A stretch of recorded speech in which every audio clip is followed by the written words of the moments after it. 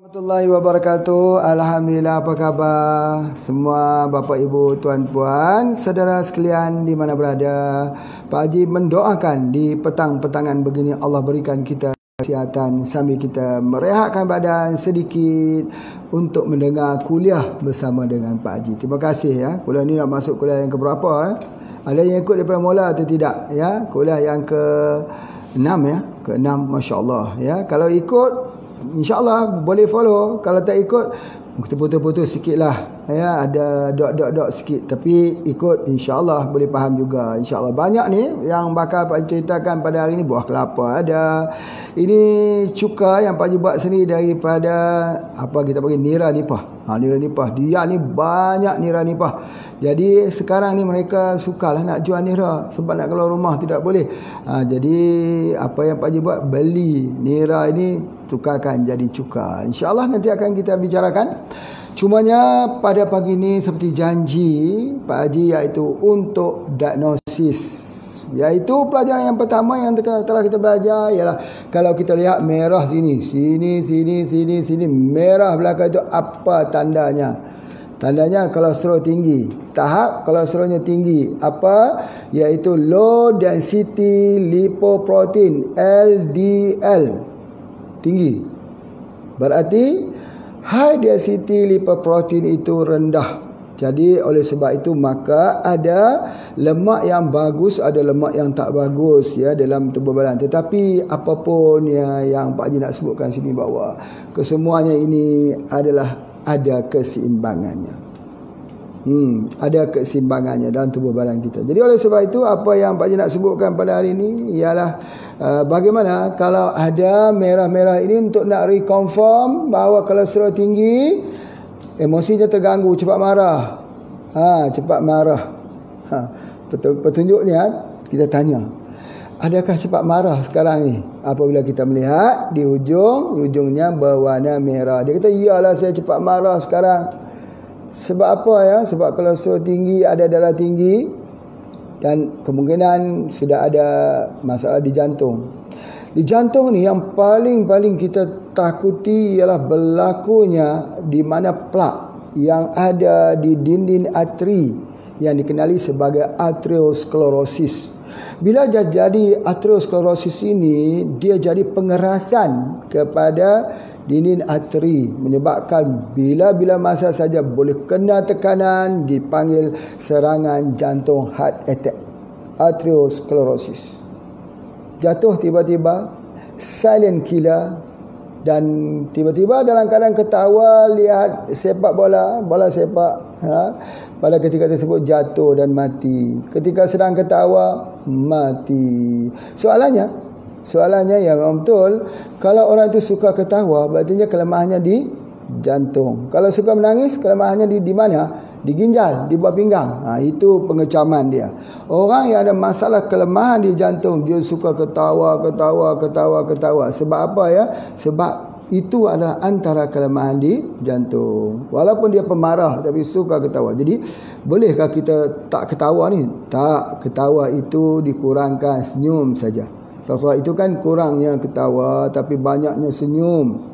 Ya, senyum Rasulullah itu cantik sekali, menampakkan wajah Rasulullah itu umpama bulan purnama yang indah. Masya Allah. Dan senyum Rasulullah SAW itu, kalau terlalu Rasulullah gembira itu nampak sebaris giginya yang cantik terbaris, Masya Allah. Ya, dan Rasulullah itu seorang pemalu, lebih malu daripada seorang perawan. Itu hadis cerita tentang bagaimana sifat Rasulullah SAW. Baik. Apapun pada hari ini, bila sudah terjadinya arteriosklerosis, ketersembatan di jantung, bagaimana cara kita untuk menghilangkannya? Operasi, buat masukkan belon dekat situ, atau dimasukkan apa saja di situ untuk dibuat supaya bisa untuk jantung itu bernafas semula? Jawapannya dalam pengobatan herba tidak. Ya, kita gunakan satu kaedah, iaitu cuka. Cuka itu kalau kita perhatikan betul-betul bahawa jantung kita yang tersumbat itu bukan dikarenakan kolesterol yang tinggi, tetapi kerana binding, iaitu lem yang melekat di dinding arteri itu yang namanya kalsium. Kalsium itu yang menyebabkan terlekatnya kolesterol itu, terbindingnya kolesterol tersebut menjadikan ke arteriosklerosis. Jadi bagaimana nak keluarkan itu? Tak boleh keluar. Tak mudah untuk keluar. Jadi akhirnya operation bypass. Operation bypass ni berartinya membuat salur baru, bypass. Ambil salur darahnya daripada betis, di bahagian paha diambil, dibuat bypass. Satu. Yang kedua mungkin guna kaedah-kaedah yang lain, ya. Tetapi apa yang kita nak sebut, kenapa tidak boleh dibersihkan saluran arteri tersebut? Kenapa? Soalannya, apakah kerana bindingnya terlalu kuat ataupun tidak ada ubat yang sebenarnya? Jawapannya salah. Jawapannya kerana kita tidak mengetahui. Mari kita buat sikit pemerhatian yang halus.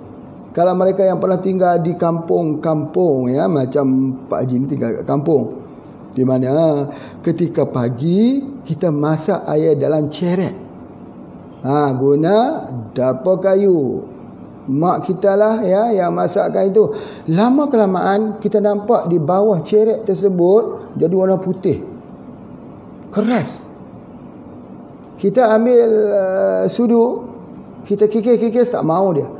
Ambil pisau, kikis juga tidak mau. Tak mau keluar. Nah, itulah dia yang berlaku di jantung kita. Bila kita nak keluar, dia tak mau keluar. Begitulah.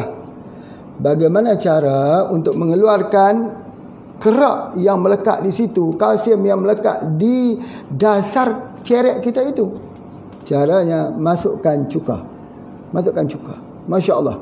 Biarkan semalaman. Besok, apa yang akan berlaku? Semua kerak, semua plak yang terlekat di bawah ceret tersebut larut. Ini mudah untuk kita lihat. Begitu juga dengan orang yang ada karies gigi, ada karang gigi. Bila dia selalu minum cuka, di mana karang giginya sudah tidak ada. Tak ada. Begitu juga dengan saluran di dinding arteri tersebut. Kalau kita minum cuka, lama-lama terlarut dan hancur habis semua dengan izin Allah. Jadi oleh sebab itu hebat cuka ini. Nabi SAW menyebut bahawa Nabi-Nabi sebelum daripada aku pun minum cuka. Cuka ni minuman sunnah Nabi SAW. Jadi obat. Jadi oleh sebab itu maka Pak Haji tunjuk sikit hari ini. Ini adalah contohnya, ya. Sekarang musim sekarang ini orang tak boleh jual nira di tepi-tepi jalan di tempat Pak Haji ni, namanya Yan, Kedah, tepi laut, pantai murni, cantik pantainya. Satu hari nanti kita datang sini, kita ke pulau. Nama pulau Song Song. Song Song ni artinya nyanyi. Ya, bukan. Song Song dalam bahasa Thai artinya dua-dua, berdua-duaan maksudnya. Song Song. Jadi bukanlah Pak Haji nak cerita pasal Pulau Song Song ni, bukan. Nak cerita bahawa dekat kawasan ni banyak pokok nipah. Pokok nipah. Pernah tengok nipah? Nipah yang buat atap rumah tu. Ya, kalau rumah Pak Haji dia tak buat pada nipah, dia buat pada rumbia. Yang mana satu nipah, yang mana satu rumbia. Jadi dua-duanya nipah dan rumbia ni dua-duanya bersagu batangnya. Jadi ada buahnya. Jadi daripada buah nipah yang di bawah itu diambilnya air, namanya air nira. Manis sekali, segar sekali kita minum. Ini kegemaran Pak Haji di sini. Kalau ada, setiap hari minum boleh. Manis, masuk sedikit ke dalam kulkas, ke dalam peti ais biar dia sejuk sikit. Masya Allah, seperti kita minum minuman yang sangat-sangat enak, asli, murni, keluar daripada nipah. Tapi ketika sekarang ni tak boleh keluar rumah, peniaga-peniaga nipah bagaimana nak cari wang ni, maka Pak Haji membeli nipah ini, nira ini untuk dijadikan cuka. Macam mana cara, ya? Caranya kita masukkan saja ini ke dalam, boleh kalau yang terbaiknya dalam guri. Guri itu bekas simpan air, tempat simpan air yang dibuat daripada seramik, daripada tanah liat. Biarkan selama 40 hari. Boleh kita tutup di atas itu dengan kain juga. 40 hari kemudian dia jadi beginilah keadaannya. Yang ampas-ampas itu kita nampak naik ke atas, tinggal yang di sebelah bawah ini sudah bertukar jadi cuka.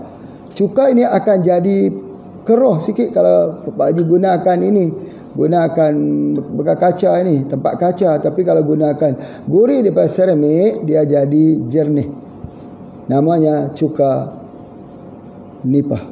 Boleh buat juga dengan apel, cuka apel, cuka apel. Ya, boleh buat dengan pisang, ya cuka pisang. Jadi orang dulu-dulu memang tak beli cuka. Yang beli cukanya kita, selalunya kita yang beli cuka. Cuka apa yang kita selalu beli? Cuka kat kedai untuk masak. Cuka tu jangan makan. Pertama, dia mah. Yang kedua, dia boleh menyebabkan cuka itu, cuka yang tidak sihat, itu cuka sintetik, cuka kimia. Ambil yang alamiah. Kan banyak alamiah ini, cuka apel berapa banyak dijual. Tapi kenapa kita tak suka ambil itu ya? Kenapa kita suka ambil yang kimia juga, yang merupakan obat pun tidak, tapi menjadi racun. Jadi oleh sebab itu maka Pak Haji cadangkan ya, Pak Haji cadangkan kita ambilkan daripada nira nipah ini dan sebagainya. Kalau tidak ada, kalau tak ada, order sajalah dengan HPA. Itu senang cerita. Oh, jadi banyak orang kata, oh Pak Haji ni kempen ya, nak jual barang. Rupanya ya, jual barang itu salah satu. Kalau tak ada, kalau ada buat sendiri. Bukan senang nak cari nira nipah. Jadi oleh sebab tu beli sajalah. Jadi cumanya kita tahu konsep dia sebagainya. Baik. Itu diagnos kita yang pertama, iaitu kita tengok merah di sini menyebabkan masalah di jantung. Bagaimana cara untuk membersihkan jantung tersebut? Gunakan cuka. Baik. Soalannya, banyak mana dos yang kita nak gunakan? 1 sudu, 2 sudu, boleh? Kita boleh ambil 1 sudu besar waktu pagi, 1 sudu besar pada waktu petang. Cuka jangan ambil waktu malam. Sekali saja cukup pada waktu pagi ataupun waktu petang pun dah cukup. Atau 1 pagi, 1 petang. Sebab apa tak boleh ambil malam? Tak boleh. Nanti rosak gigi. Nanti akan bolong semua gigi kita. Itu pula sebab cuka itu menghakiskan. Jadi oleh sebab itu maka cuka ini dicampur dengan madu. Sangat cantik. Dengan nisbah 1:1. Berartinya 1 bahagian madu, 1 bahagian cuka. Boleh. Kalau kita masih tak tahan lagi, boleh campurkan 1:4. Apa artinya? 4 itu ambil daripada madu, 1 daripada cuka. Boleh kita gunakan. Ini Masya Allah, dia akan bukan hanya menjadi penumpas asam urat. Penumpas asam urat. Atau dia untuk menghilangkan gout. Gout, orang yang ada gout atau asam urat ni bagaimana caranya? Cuka. Cuka kan asam. Ini kan asam urat. Tak mengapa. Ya, gula, kita gunakan kulit kurma manis tu kan manis untuk ubat penyakit kencing manis. Stevia tu kan manis untuk ubat gula. Tebu gajah kan manis untuk penyakit kencing manis. Faham? Yang pentingnya mestilah daripada cuka asli. Kalau cuka dapur yang kita masak tu tak boleh tu. Tu racun. Selama ni kita nak minum racun saja. Cuka di dalam mana? Di dalam bihun, di dalam masak-masakan itu cukuplah. Hentilah. Tukarlah, bukan mahal sangat cuka ini untuk kita berkira-kira tak mau membelinya. Baik, itu yang pertama. Baik, campurkan kedua-duanya itu. Ambil waktu pagi, ambil waktu petang. Masya Allah, penumpas asam urat untuk sakit gout. Caranya campurkan itu saja. Ya, cuka dan juga madu. Baik, yang kedua juga untuk ubat batuk. Cuka dan madu juga untuk ubat batuk. Apatah lagi kalau batuk kering. Kasus COVID-19, batuk kering. Macam mana cara kita nak pecahkan mucosa? Cuka campur dengan madu. Masya Allah. Dia menghilangkan batuk dan mengeluarkan mukus, menghilangkan dan membunuh virus. Subhanallah. Nabi SAW menyebut bahawa Nabi-Nabi sebelumku itu pun, ya, mereka ini minum cuka. Cuka itu pengobatan. Pengobatan, sebaik-baik makanan, kata Rasulullah SAW. Jadi oleh sebab itu maka cuka jangan tinggal untuk membina kesihatan kita. Kalau tak kuat perut kita, maka campur dengan madu. Baik. Sekarang kita pergi kepada diagnosis yang kedua, iaitu tengok di tapak tangan juga. Kita lihat di sini, tadi merah ya, warna merah. Sekarang kita lihat pula warna biru. Warna biru, nampaknya jalur-jalur macam biru, urat-urat biru di tapak tangan ini. Sekiannya, sebahagian besarnya nampak biru. Ini ada dua sebab. Dehydration, yang kedua stress, overstress. Jadi kalau begitu, orang yang dehydration ini, orang yang stres ini tak mau minum air. Tak mau dia minum air. Dia hidup segan, mati pun tak mahu. Ya, nafasnya pun pendek-pendek saja. Kecewa saja hidup, frust saja hidup. Hari ini Pak Haji menyaksikan satu video sangat tragis. Seorang yang kaya di Itali, kerana ramai saudara-saudaranya, keluarganya meninggal kerana COVID-19, maka dia terjun daripada bangunan tersebut mati. Divideokan. Masya Allah, tabarakallah. Ini orang yang tak ada agama. Orang yang hidupnya itu tidak lihat, kerana dia lupa hakikat hidup kita itu sebenarnya adalah untuk ujian. Allah sudah buat skrip dalam hidup kita. Lalu saja seperti air yang mengalir. Lalu saja tempuhi jalan yang Allah Ta'ala buat kepada kehidupan kita ini, kerana Allah sudah sebut, Alladhi khalaqal mauta wal hayat liyabluwakum ayyukum ahsanu amala. Dia yang menjadikan maut dan hidup kepada kita semua ni untuk uji siapakah yang lebih baik amalannya. Masya Allah, soalnya semua akan mati. Virus kah, tak virus kah, aksiden tabrakan kah, semua akan mati. Cara mati itu berbeza-beza. Ada yang jatuh pohon. Ya, Pak Haji kenal ada satu orang mencari madu lebah di bukit, jatuh tempat tangga itu, jatuh mati di situ. Cara, berbagai-bagai cara. Ada yang mati di laut, ada yang mati kerana terhempas pesawat, kapal terbang. Caranya yang berbeza-beza, tetapi bagaimana cara kita menangani mati, menjemput kematian itu. Kematian yang kita jemput itu, yang kita undang itu, mestilah kematian yang penuh dengan kehormatan sebagai seorang hamba Allah, sebagai seorang yang bersiap untuk bertemu dengan yang dicintainya, yakni Allah. Jadi kalau dia membunuh diri, ini adalah satu keluar daripada norma-norma kehidupan manusia sebagai seorang yang beriman. Dan kita sebagai orang yang beriman mesti menempuh semua ujian ini sebagai bunga kasih Allah kepada kita. Tempuhi. Ya, sakit, memang sakit. Banyak orang cerita, ya Allah Pak Haji, kami sakit. Sebab apa? Bernafas sudah tak boleh ini. Virus ini menyebabkan kesakitan yang luar biasa. Iya, benar. Sakit. Tempuhilah, laluilah. Banyakkan zikir. Sebut la ilaha illallah. Jangan lupa Allah. Jadikan orang hidup kita ini, ya, mati dalam keadaan iman, hidup juga dalam keadaan iman. Jadi oleh sebab itulah, maka kita mempelajari pengobatan ini bukan hanya pengobatan untuk pengobatan. Bukan orang sakit ni makan ubat apa, orang sakit ni makan herba apa. Bukan. Pengobatan untuk kembali kepada Allah dan Rasul. Pengobatan untuk siapa? Untuk kembali kepada Allah dan Rasul. Kalaulah seni untuk seni, ilmu untuk ilmu, pengobatan untuk pengobatan, tidak kembali kita kepada Allah dan Rasul, maka ilmu itu sesat. Dia jadi angkuh, dia jadi sombong, dia jadi orang yang tak boleh menerima pandangan orang lain, kerana dia hanya tahu bahawa kesempurnaan ilmu itu hanya ada pada dirinya, sedangkan dia tak lihat bahawa Allah itu maha pengurnia. Allah itu boleh menjadikan apa saja tumbuh-tumbuhan yang ada di depan kita itu menjadi obat. Sesuatu yang kita fikir susah, yang kita fikir tidak pernah boleh menyelesaikan, tidak ada solusinya, tiba-tiba bagi Allah, di sisi Allah itu hanya dengan kun fayakun saja. Jadi oleh sebab itu maka Allah turunkan ubat-ubat ini. Jadi kalau kita lihat warnanya ini biru saja kat sini, apa artinya? Biru itu menandakan dehydration, kurang air. Kalau orang kurang air, minum herba tak berkesan. Kadang-kadang banyak orang datang, Pak Haji, saya ni nak tukar herba lain. Kenapa? Tak berkesan. Minta tengok, tapak tangan nampak biru saja. Ini tak suka minum air.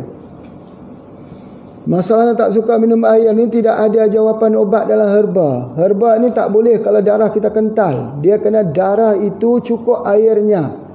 Kalau tak cukup airnya, herba tak berkesan. Jadi syaratnya kalau orang itu nak guna herba, tanya dulu mau minum air tak? Mau.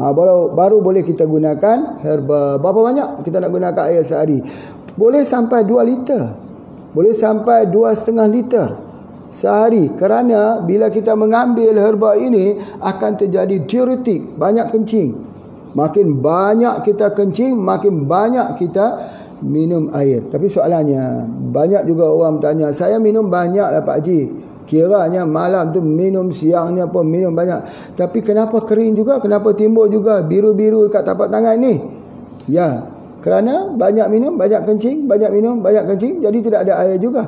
Jadi oleh sebab itu apa yang mesti dibuat? Berikan span. Dalam tubuh badan kita kena ada span atau spon, harus memegang air tersebut. Apa dia spon? Apa dia yang untuk pegang air? Dia adalah garam. Garam. Masuk sikit garam. Jadi oleh sebab itu kalau kita buat jus, buat cordial, kita blenderkan apple hijau, misalnya kita masuk sikit garam. Supaya dia bisa untuk menyerap dan mengikat di dalam tubuh badan kita ini. Orang kalau biru bekat sini, kurang air, sama juga isunya susah tidur malam. Jadi sebab itu kalau dalam kopi ni, selalunya Pak Haji akan bagi kopi Radik Himalaya. Kenapa? Kerana dalam Radik Himalaya itu terdapat garam bukit. Garam bukit itu memegang air. Jadi kalau orang tu tak boleh tidur, dia kata, Pak Haji saya minum kopi tak boleh tidur, sedangkan Pak Haji kata minum kopi boleh tidur. Kan sudah keterbalikan. Minum kopi Radik dapat tidur, ada melatonin, ada akar mengkudu, tapi tiba-tiba tak dapat tidur. Kenapa? Bagaimana nak tidur kalau tubuh badan kita kering? Bagaimana tak kering kalau kita kencingnya itu 5 minit, 5 minit, 5 minit? Jadi bagaimana caranya? Solusinya khusus untuk kita, bukan untuk semua. Kita tambah sikit garam. Beli garam bukit, garam Himalaya. Masukkan satu ketul tu, yang kecil tu, masuk sikit. Acuh, minum. Baru dia tahan air dalam tubuh badan kita. Baru kita tak jadi dehydration. Bila kita jadi dehydration ini, dehidrasi ini, dia akan jadi stres. Orang kurang air dalam tubuh badan, stres tuan, pak, ibu, stres. Air tak cukup dalam tubuh badan ni, fikiran jadi kacau, galau, bahasa Indonesia panggil. Jadi tubuh badan kita jadi tak enak sekali, fikiran kita jadi macam ada beban yang besar dalam pemikiran kita. Kerana apa? Dehydration, kurang air. Tambah sikit garam. Garam itu penting. Jadi sebab itulah maka pengobatan ini kena melihat kepentingan pada setiap individu. Namanya perawatan. Ayo, mari datang ke sini, ke tempat Pak Haji ni belajar sedikit ilmu perawatan. Bukan Pak Haji kata Pak Haji pandai. Tidak. Itu tak boleh sebut begitu. Yang pintar, yang pandai hanyalah Allah saja. Tapi kita kongsi-kongsi kehidupan. Mungkin ada ilmu yang Pak Haji tidak tahu, Pak Haji kongsi pula dengan Bapak Ibu. Misalnya cara menternak itik. Macam mana cara menternak itik? Itu awal-awal itik ni tak boleh bagi mandi. Sebelum dia tumbuh, dia punya bulunya yang agak keras itu, jangan mandi lagi anak itik. Walaupun itik ni boleh berenang. Orang kata jangan ajar itik berenang. Atau seperti mengajar itik berenang. Berarti itik ni kalau saya jatuh ke air, dia tidak tenggelam. Tetapi kalau anak itik jatuh ke air, dia kedinginan. Kedinginan itu membuatkan dia mati. Itu ilmu lah tu. Cara dia, bagaimana cara untuk menternak itik yang baik. Itu ada antaranya. Kemudian begitu juga dalam ilmu pertanian. Pertanian ini banyak caranya. Bagaimana menanam kelapa supaya tidak tinggi. Bagaimana menanam kelapa supaya tidak tinggi. Cerita pasal kelapa pula. Ni buah kelapa. Buah kelapa ini salah satu daripada herba diuretik membuang kepanasan. Setiap herba diuretik antiparetik. Antiparetik itu buang panas. Setiap herba diuretik anti-inflamasi, untuk anti radang. Ya. Dan setiap herba diuretik adalah untuk demam. Air kelapa boleh guna untuk demam. Tapi caranya macam mana? Tunggu sebentar lagi. Pak Haji akan cerita bagaimana dia digunakan dengan begitu efisien sekali, begitu baik sekali, insya-Allah, sebagai perawatan yang berada di keliling rumah kita, insya-Allah. Baik, sebelum itu kita tengok ya, biru. Biru ni menandakan bahawa dehydration. Bila dehydration, dia stres. Orang ni stres. Kalau dia tengok biru itu stres. Jadi cuba kita tengok diri kita sendiri, tilik-tilik diri kita sendiri sebelum tengok orang lain. Wah, ini dia. Oh, nampaknya Pak Haji ada biru-biru ni. Tak nampak jelas lah. Tak apa, asalnya tuan-tuan mendengar kuliah ni sudah hilang stres. Orang yang paling kurang stres ialah guru. Yang banyak stres orang kerja di bank. Tak tahulah kenapa. Guru ni entah kenapa dia tak stres. Mungkin kerana dia banyak cakap barangkali kot. Jadi sebab tu dia cakap tu dia tak banyak stres. Tengok. Mana ada biru-biru? Tak ada biru. Ada merah tak? Merah pun tak ada. Kat atas tu. Itu yang merah-merah sikit-sikit. Sikit-sikit tu biasalah. Merah betul-betul Pak Haji sebut. Tak ada biru. Tak ada stres.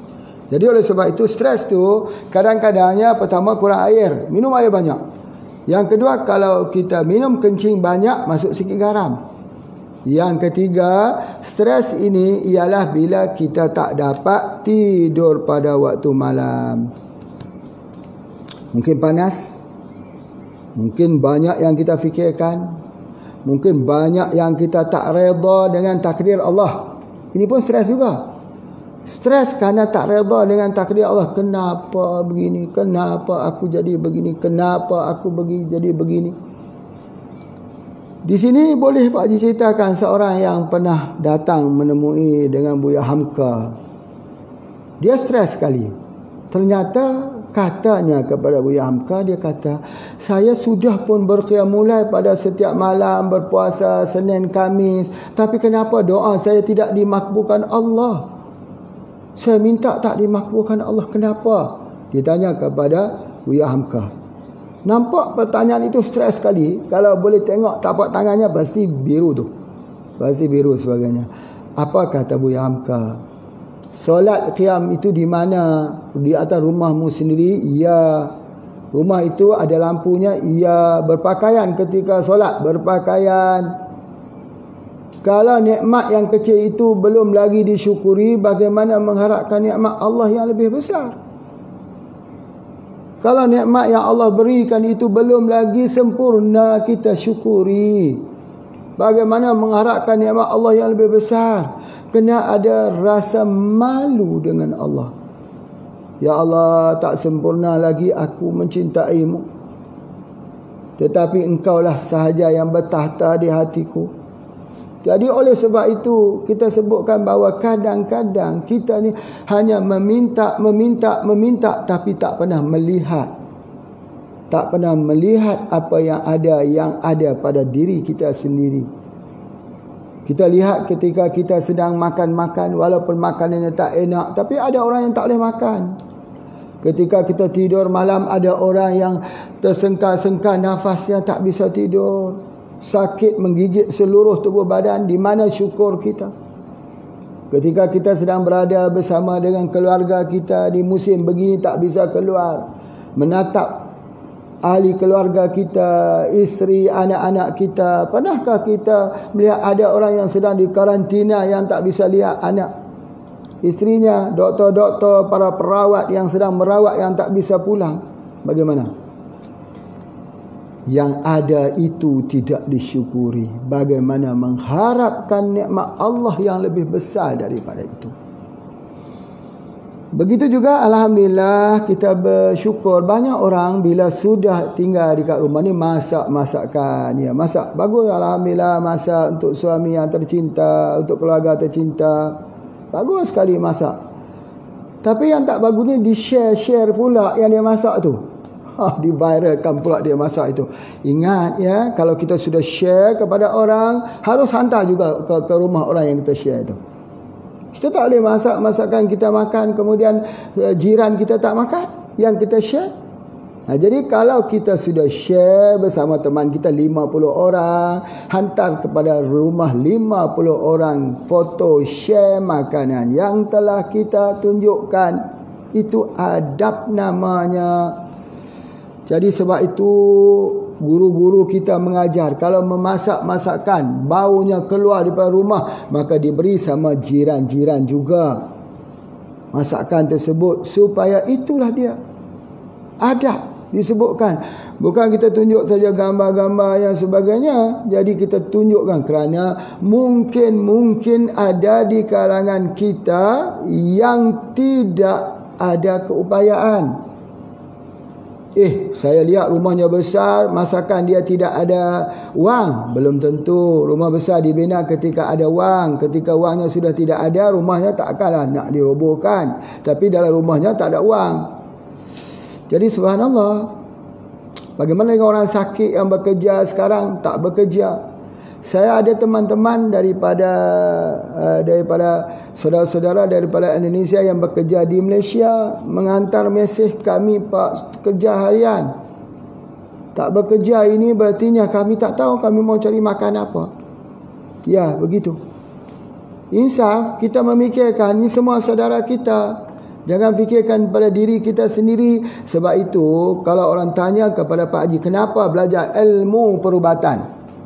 Di sinilah menunjukkan seperti mana Pak Haji sebut, kalau siapa nak datang belajar ilmu perubatan dengan Pak Haji, datang dengan hati yang bersih, datang dengan jiwa yang bersih, datang dengan tangan yang kosong.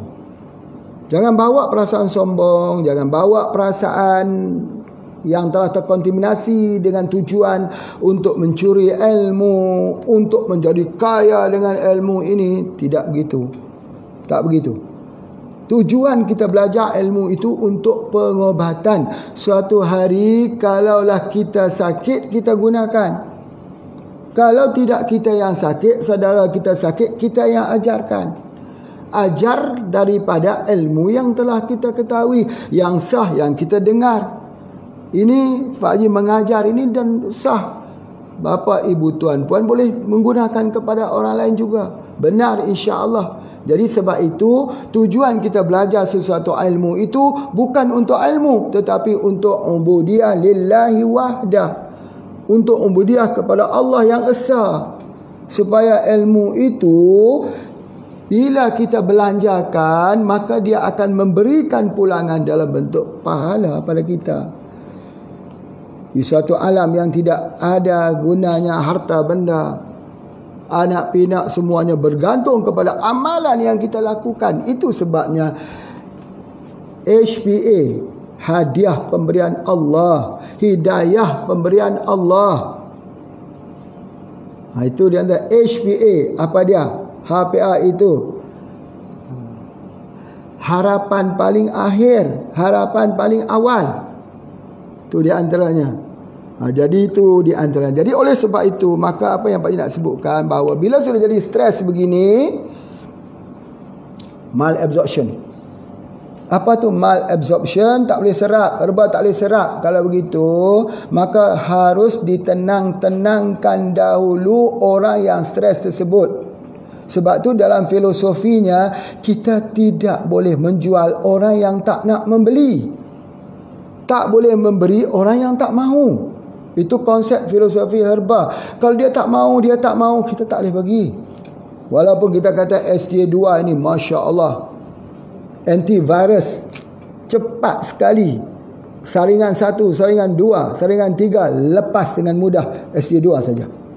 Ya, cepat sekali dia meningkatkan sistem immunity, tekanan, dan meningkatkan kita punya darah putih kita. Tapi orang tidak mahu. Kita tidak boleh paksa.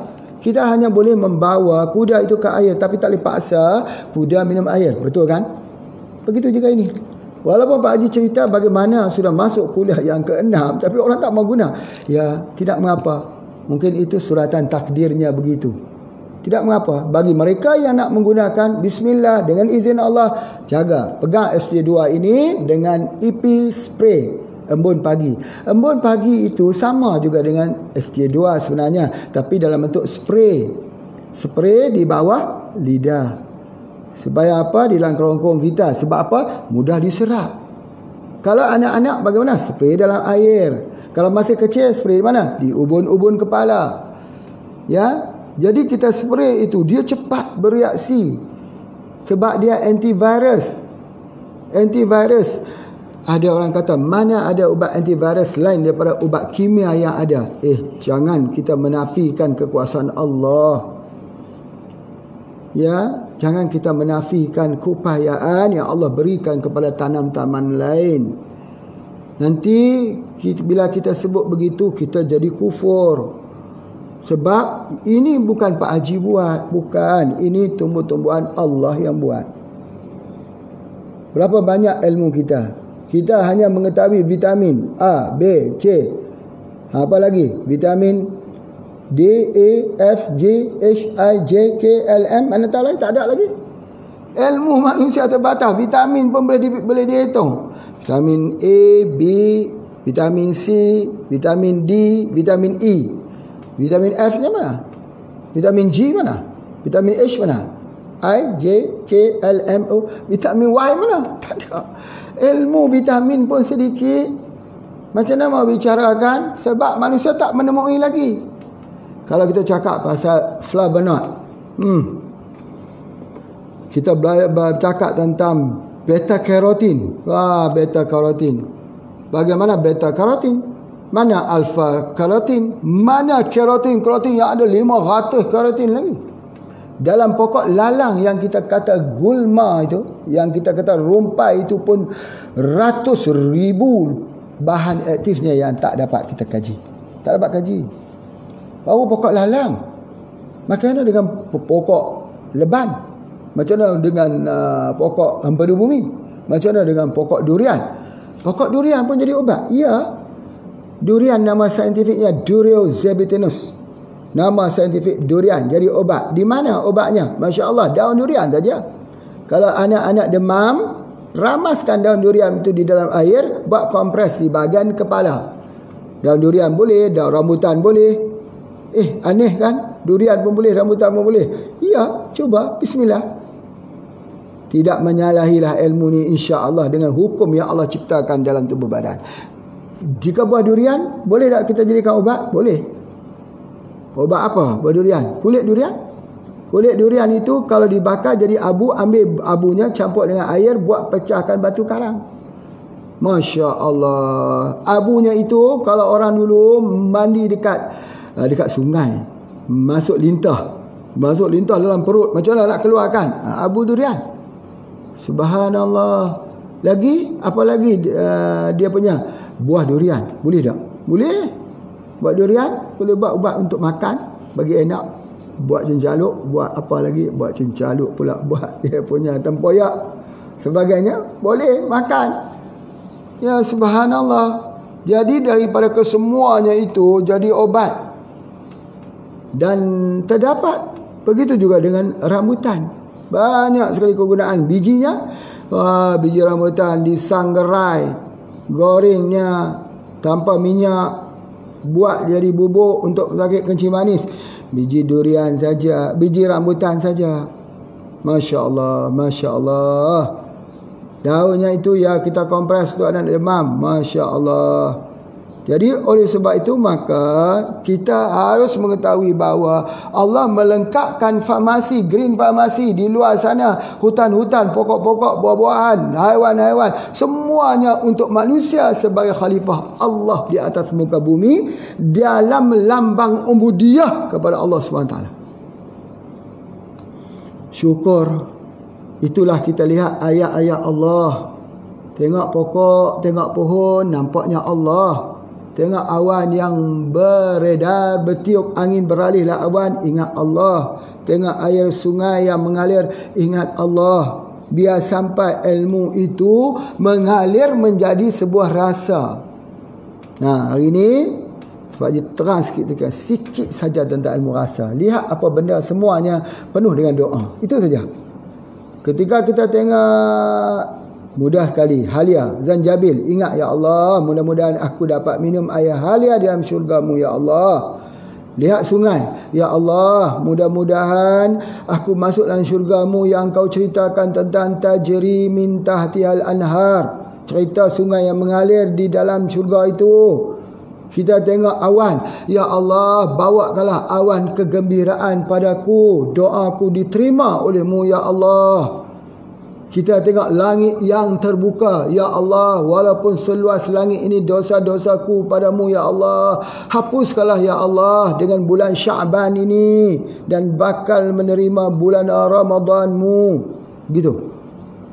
Ketika kita lihat air mineral begini, kita lihat air mineral ni, apa yang kita ingat? Ya Allah, bolehlah aku meneguk air daripada telaga Nabi-Mu ya Allah. Jangan jadikan aku ini orang yang akan haus di yaumul mahsyar. Ketika kita melihat buah kelapa, apa yang kita fikir? Ya Allah, ya Tuhan, jadikanlah kelapa ini sebagai penawar kepada penyakit hatiku, supaya hilang segala sifat-sifat mazmumah dalam diriku. Ketika kita lihat SJ2, ya Allah, Engkau yang menjadikan tumbuh-tumbuhan, Engkau yang menjadikan penyakit, aku yakin sembuhlah dengan asbab tumbuh-tumbuhan ini. Sesungguhnya yang menyembuhkan adalah dirimu. Begitulah kita.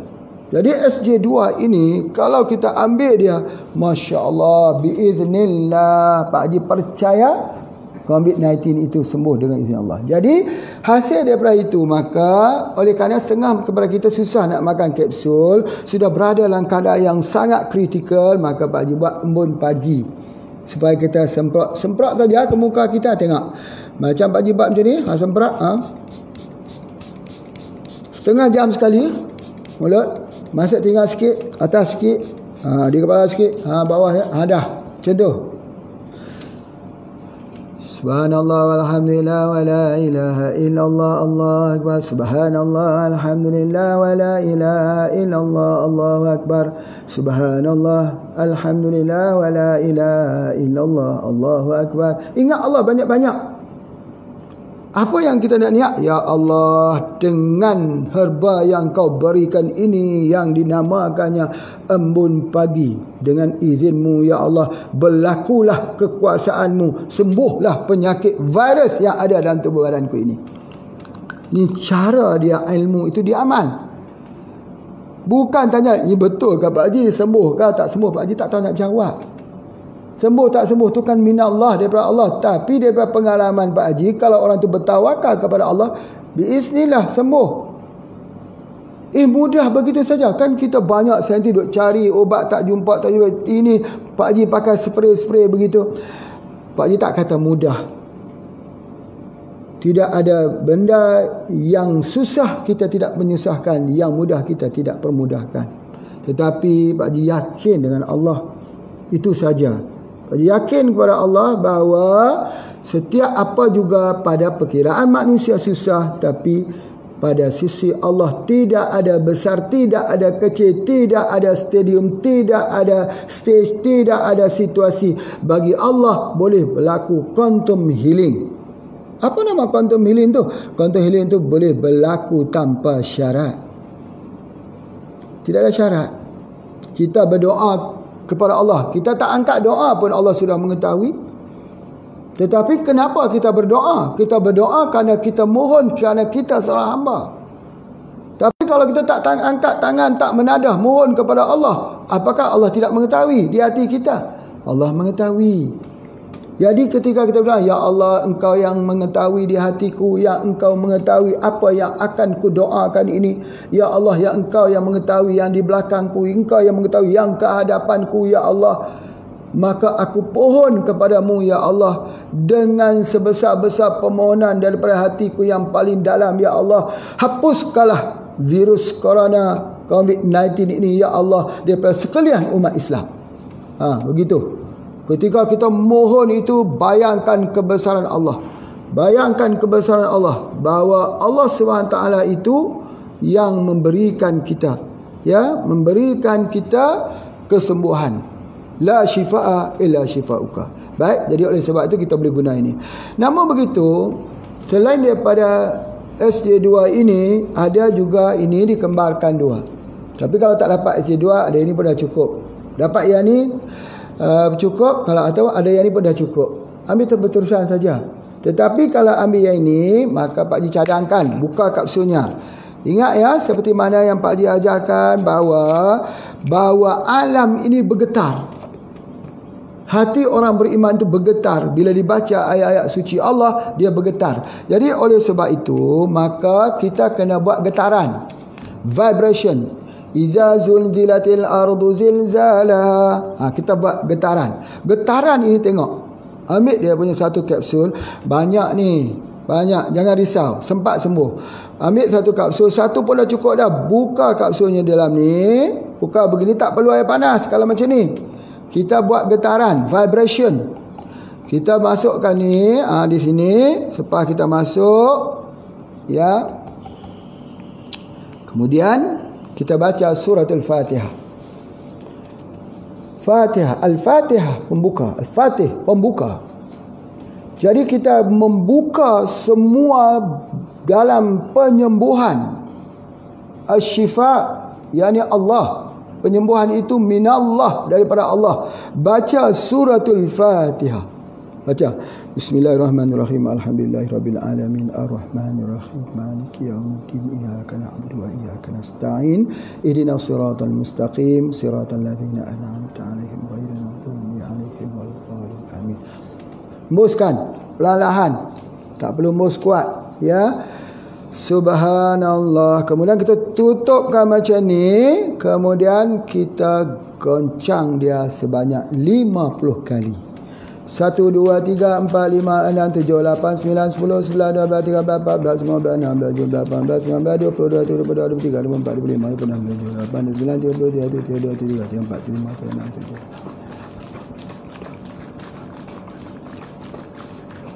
37. Tadi Pak Haji telah kurangkan sikit air di dalamnya untuk boleh kita buat begitu. Kalau dia penuh, dia sudah tak berkecak. Kan ada. Sudah terlarut. Tengok simple kan begini. Dah cukup, minum. Bismillah, minum. Minumnya Masya Allah. 1/3. 1/3. Minumnya apa? 15 minit sekali. Ni. Jadi berartinya minta maaf 30 minit sekali. Jadi artinya ini sudah jadi 1 jam setengah. Boleh kita minum. Tapi kalau spray ini 15 minit sekali. Jadi 30 minit sekali. Pokoknya kerap lah. Sejam sekali juga bisa. Jadi bila kita dah jadi macam ni, kita minum. Buat satu lagi macam ni. Buat satu lagi macam ni. Simpan untuk esok.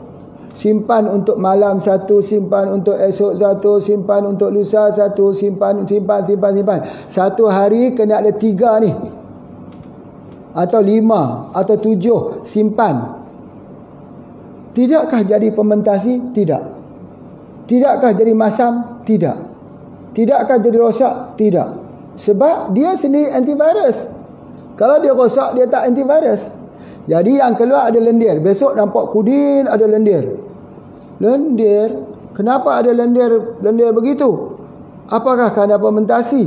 Tidak. Itu ialah selulus bahan yang ada di dalam yang sudah dikeluarkan. Hasil goncangan tadi, minum.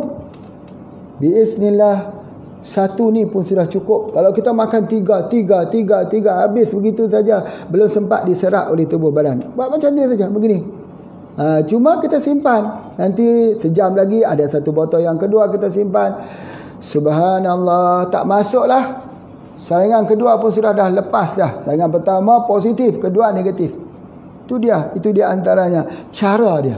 Kalau tidak, beli ni saja. Spray lagi. Pak Haji spray lagi. Dalam hidung juga, kalau kita rasa sesak mulut, sesak. Ini bukan racun. Ini obat. Ini herba. Tidak ada rasa apa-apa. Seperti air kosong saja. Sebab apa? Sebab ini satu proses yang disebut sebagai vibration. Iaitu membuat potensi berlipat-lipat kali ganda daripada yang ini. Kalau ini namanya potensi biang 1. Ini biang 10. Kekuatan dia. Ini banyak ini. Dia banyak ni. Sikit saja. Tapi kesannya kuat. Cara membuatnya bagaimana? Oh, itu nanti kita kuliahkan lagi. Kena ikut kuliah Pak Haji. Ikut CJ Herbalist lah. Kalau gitu kita sudah masuk CJ Herbalist yang ke-30 sudah. Jadi pada hujung tahun nanti belajar CJ Herbalist. Masuk main belajar dekat Yan ni, tengok semua kita boleh buat vibration. Baik, itu ada di antaranya. Jadi oleh sebab itu maka kita gunakan. Baik, satu lagi yang Pak Haji nak sebut dalam 15 minit yang akhir ini, anti-rex. Bapak Ibu dengar, beri perhatian kepada Pak Haji. Fokus pun nampak wajah Pak Haji ni tua dah sikit. Tidak jadi masalah. Ya, kita semua akan menjalani tua. Dan kita reda. Ya, tengok ini nampak ni. Nampak berlapis-lapis, menandakan berlapis-lapislah pengalamannya. Artinya dah tua dah. Dengar sini.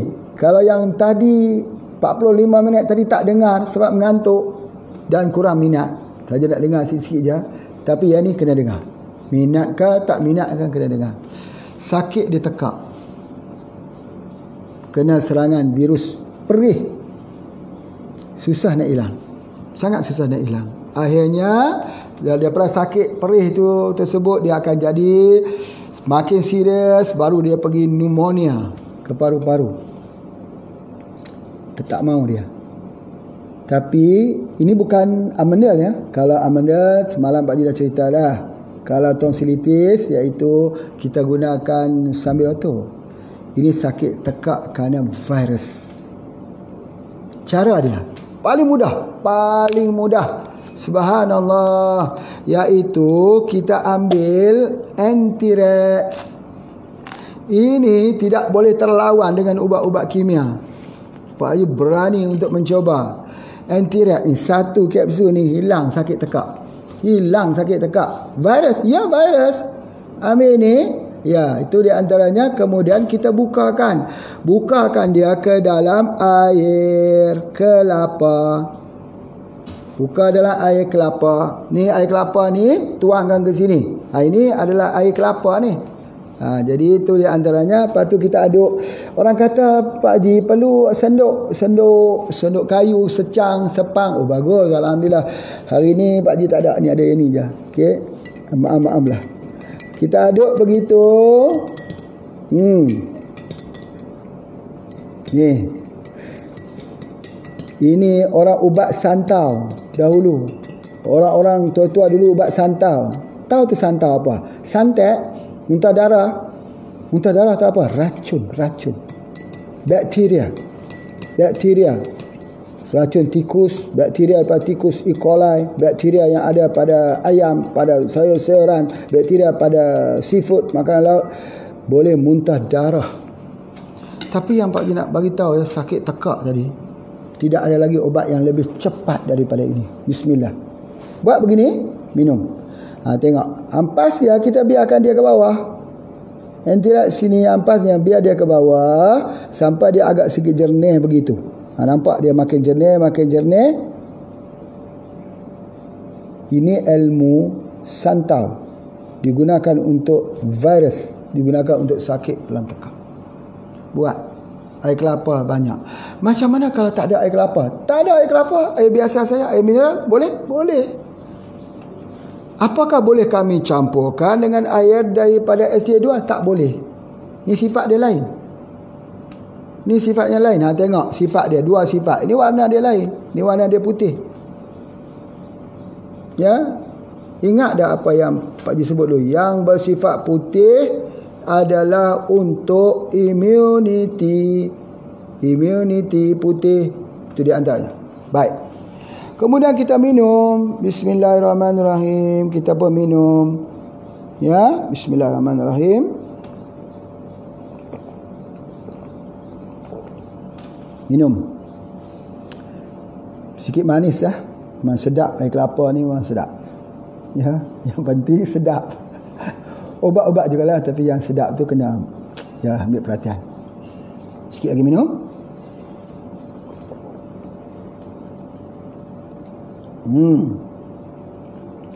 Manis betul lah.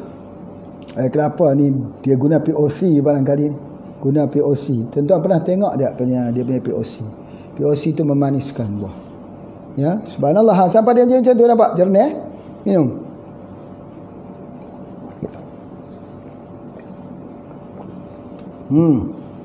Lepas saja kita minum itu, dia akan membunuh virus di tekak kita. Banyak orang tanya, betul ke Pak Haji? Subhanallah. 20 tahun lebih Pak Haji dalam bidang ini. Kita cuba. Siapa yang sakit tekak tu, virus sakit tekak tu, dia minum 1 kapsul saja, 2 kapsul saja, dah sembuh dengan izin Allah. InsyaAllah itu yang Pak Haji nak sebutkan. Baik. Jadi kesimpulan kepada pelajaran kita pada hari ini, kesemua penyakit itu dari Allah. Allah menyebabnya di keliling kita. Maka kita tidak boleh menafikan. Jangan menafikan kekuasaan dan penentuan Allah obat-obat green pharmacy berada dalam tumbuh-tumbuhan. Jangan nafikan ilmu sebahagian daripada kita. Kerana Nabi SAW menyatakan setiap penyakit ada ubat, dan Allah memberikan ilmu kepada sebahagian yang tidak diberikan pada sebahagian yang lain. Sebab apa? Ilmu pengobatan itu milik Allah. Bukanlah tujuan Pak Haji sebut sini bahawa ilmu itu Pak Haji ketahui semua. Tidak. Ilmu manusia setinggi mana pun hanyalah bagai air yang setitis daripada hujung jari dari lautan yang luas. Tidak ada rasa sombong, bangga diri untuk menjadi ayam putih di dalam majlis. Tidak. Itu bukan matlamat pengobatan. Pengobatan adalah untuk sama-sama kita memberi kebaikan. Hidup harus berkarya, dan karya kita harus dinikmati oleh semua orang. Salah satu karya kita ialah pengobatan. Biiznillah. Bukan saja menolong orang dengan kita memberikan wang untuk belikan mereka makanan, tapi kadang-kadang makanan dan wang itu ada yang lebih penting yang bernama ubat-ubatan. Kadang-kadang nasihat yang berguna itu lebih diperlukan di saat-saat ketakutan begini. Terima kasih semua yang mengikuti program pada hari ini. InsyaAllah bertemu lagi pada besok hari. Assalamualaikum warahmatullahi wabarakatuh.